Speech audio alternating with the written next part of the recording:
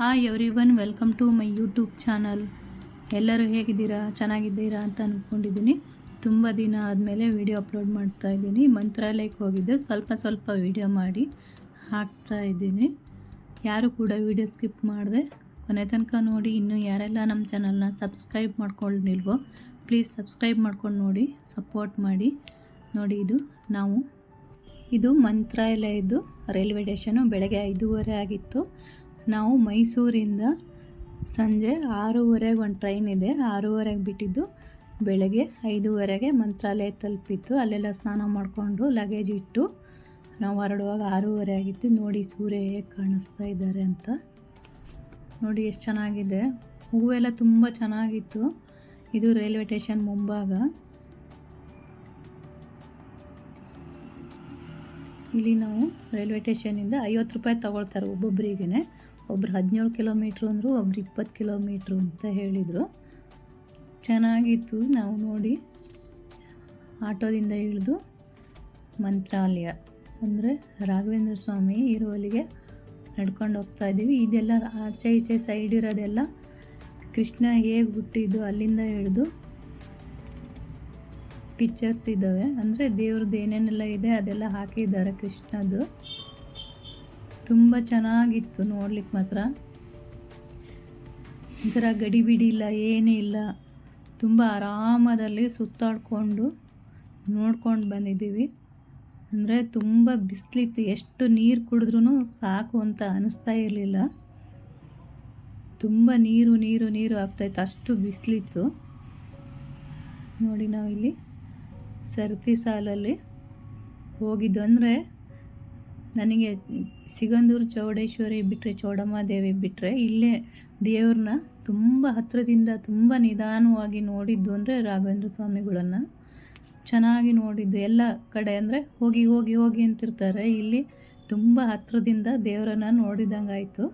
ತುಂಬ ಖುಷಿ ಆಯಿತು. ನೋಡಿ, ದೇವ್ರನ್ನೆಲ್ಲ ನೋಡ್ಕೊಂಡು ಬಂದು ಕೂತ್ಕೊಂಡಿರೋದಿಲ್ಲಿ ನಾವು.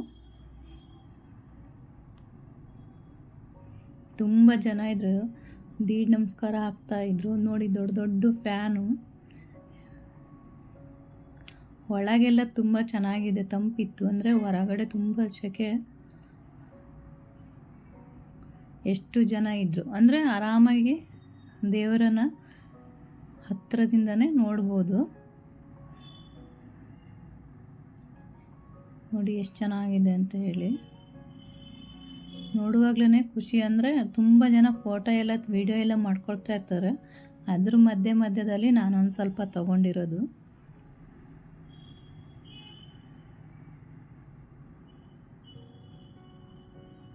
ಇದು ಗ್ಲಾಸ್ ಒಳಗಡೆ ಈ ಥರ ಇಟ್ಟಿದ್ದಾರೆ.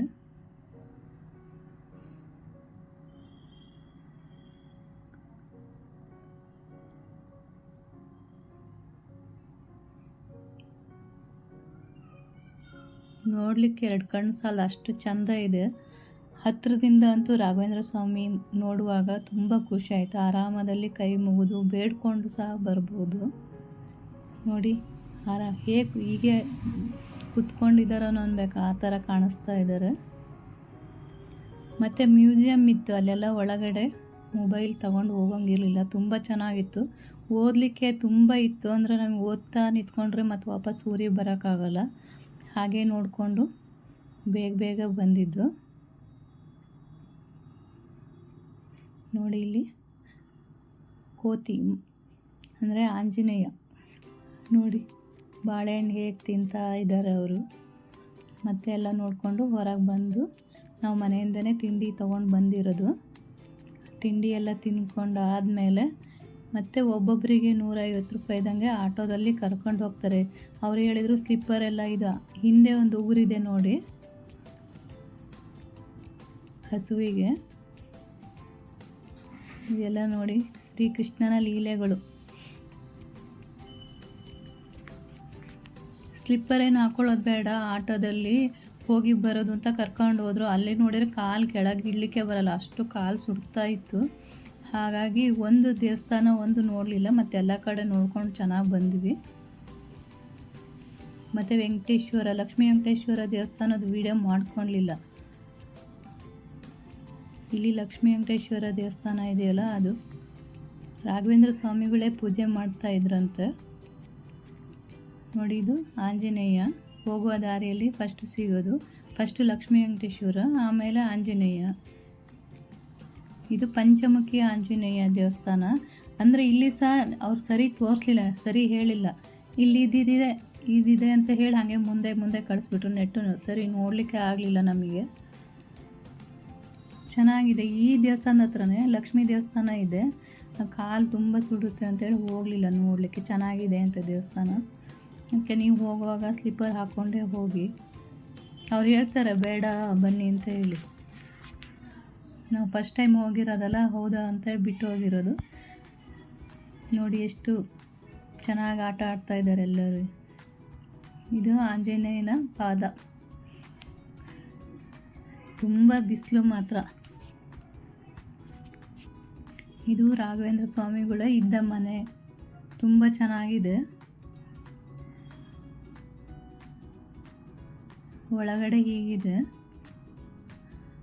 ತುಂಬ ಜನ ಇರೋದ್ರಿಂದ ಹತ್ತಿರ ವಿಡಿಯೋ ಮಾಡಲಿಕ್ಕಾಗಲ್ಲ. ನೀಟಿದೆ, ಕ್ಲೀನ್ ಇದೆ, ನೋಡಲಿಕ್ಕೂ ಖುಷಿ ಆಗುತ್ತೆ. ಅದೆಲ್ಲ ಬರೆದಿದ್ದಾರೆ ಅಕ್ಷರಗಳಲ್ಲಿ, ಓದ್ಕೊಳ್ತಾ ಹೋಗಬೇಕು.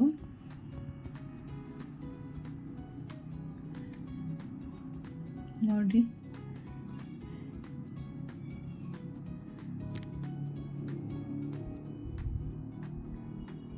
ಓದಲಿಕ್ಕೆಲ್ಲ ತುಂಬ ಚೆನ್ನಾಗಿದ್ದಾವೆ. ಅಂದರೆ ಟೈಮ್ ಸಾಕಾಗಲ್ಲ ಅಂತ ಹೇಳಿ ಸ್ವಲ್ಪ ನೋಡಿಕೊಂಡು, ಅಂದರೆ ಓದಿಕೊಂಡು ಬಂದಿರೋದು. ಹೊರಗಡೆ ಹೀಗಿದೆ ಮನೆ ಹೊರಗೆಲ್ಲ.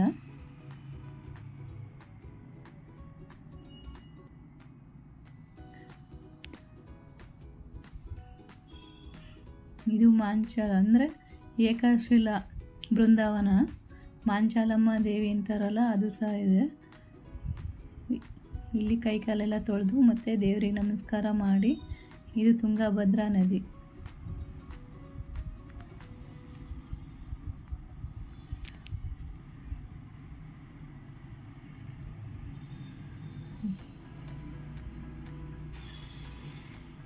ಏಕಶಿಲಾ ಬೃಂದಾವನ. ಎಷ್ಟು ಆರಾಮದಲ್ಲಿ ಹೋಗಿ ಬರ್ಬೋದು. ನಾವು ಸಂಜೆ 6:30ಗೆ ಮೈಸೂರು ಟ್ರೈನ್ ಬಿಟ್ಟಿರೋದು ಇಲ್ಲಿಂದ ಮೈಸೂರಿಂದ. ಬೆಳಗ್ಗೆ 5:30 ಹೋಗಿದ್ದು. ಅಲ್ಲೇ ಅಂದರೆ ಒಬ್ಬೊಬ್ಬರಿಗೆ 50 ರೂಪಾಯಿ ಅಂಥೇಳಿ ಅಲ್ಲೇ ಸ್ನಾನ ಮಾಡಿ ಬಟ್ಟೆ ಎಲ್ಲ ಚೇಂಜ್ ಮಾಡಿ ನಾವು ಮತ್ತು ಲಗೇಜ್ ಒಂದು ಕಡೆ ರೂಮಲ್ಲಿ ಇಟ್ಟು ಹೋಗಿರೋದು. ರೈಲ್ವೆ ಸ್ಟೇಷನ್ನಲ್ಲೇ. ನಾವೇನು ರೂಮ್ ಏನು ಮಾಡಲಿಲ್ಲ. ಆಮೇಲೆ ದೇವಸ್ಥಾನ ಎಲ್ಲ ನೋಡಿ, ದೇವಸ್ಥಾನದಲ್ಲಿ ಊಟ ಮಾಡಿಕೊಂಡು ಮತ್ತು ಸಂಜೆ ಅಲ್ಲೇ ತುಂಬ ಟೀ ಕಾಫಿ ಮತ್ತು ತಿಂಡಿಗಳ ಅಂಗಡಿ ಎಲ್ಲ ಇದ್ದಾವೆ. ಕಾಫಿ ಎಲ್ಲ ಕುಡ್ಕೊಂಡು ಮತ್ತು ರಾತ್ರಿ ಟ್ರೈನ್ ಇತ್ತು 6:30, 7:45 ಇತ್ತು. 7:30 ಟ್ರೈನ್ ಇತ್ತು. ಮತ್ತು ಟ್ರೈನಿಗೆ ವಾಪಸ್ ಬಂದಿದ್ದು ಬೆಂಗಳೂರು ತನಕ. ಬೆಂಗಳೂರಿಂದ ಮತ್ತೆ ಮೈಸೂರಿಗೆ ಬೇರೆ ಟ್ರೈನ್ ಮಾಡಿಕೊಂಡು ಬಂದಿರೋದು. ನೋಡಿ ಎಷ್ಟು ಚೆನ್ನಾಗಿದೆ ದೇವಸ್ಥಾನ. ಇಲ್ಲಿ ಮಾಂಚಾಲಮ್ಮ ದೇವಸ್ಥಾನ ಅಂದರೆ ತುಂಬ ಆರಾಮಿದೆ. ಇದೇ ದೇವಸ್ಥಾನದು ಮಾಂಚಾಲಮ್ಮ. ಮತ್ತು ನದಿಗೆ ಹೋಗೋಣ ಅಂದರೂ ನಮಗೆ ಹೋಗಲಿಕ್ಕೆ ಆಗಲಿಲ್ಲ.